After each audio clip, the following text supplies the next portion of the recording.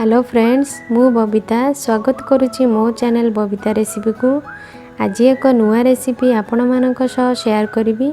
चलतु देखि नवा रेसिपीटी देखा आगु जो मैंने मो चैनल को सब्सक्राइब करना प्लीज़ सब्सक्राइब कर दिंतु।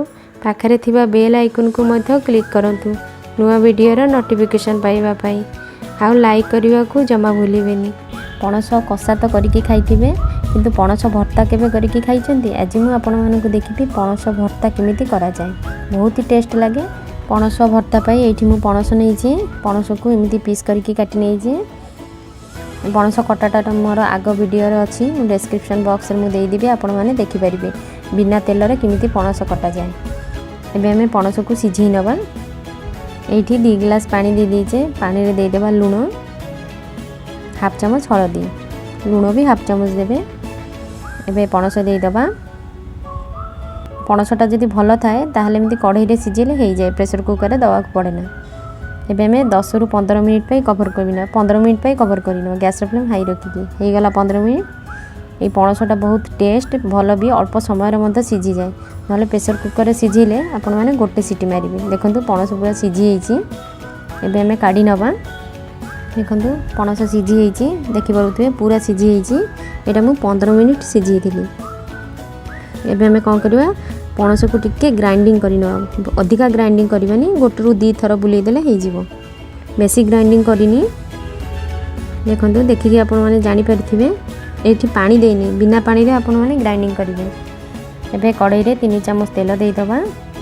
तेल रे दे दबा हाफ चम्मच जीरा। एबे गोटे प्याज को सरू सरू कर काटि नीचे। एबे हमें प्याज को फ्राई करी नबा। एबे दे दबा हाफ चम्मच रसुण पेस्ट। रसुण पेस्ट को भल भाव में टिके कषि नबा। एठी हमें अदा पकेबानी। कषा हो गला। एबे दे दबा हाफ चम्मच हळदी गुंड गोटे चम्मच लंका गुंड हाफ चम्मच धनिया गुंड हाफ चम्मच जीरा गुंड। आ एठी गोटे टमाटो नीचे। टमाटो को टिके चकटी नीचे। एबे मसाला सहित टमाटो को मिक्स करी नबा। एठी गैस फ्लेम टा लो रखिबे। एबे टिके पानी दे दबा। मसाला सहित पानी को मिक्स करी नबा। टमाटो सिझिया पाई एठी मु पानी देइछे। एबे दे दबा गोटे चम्मच लूण। लूणटा आपन को टेस्ट अनुसार देबे काइना हमें सिझिला वाले को भी लूण देइथिले। एबे दे दबा पणस।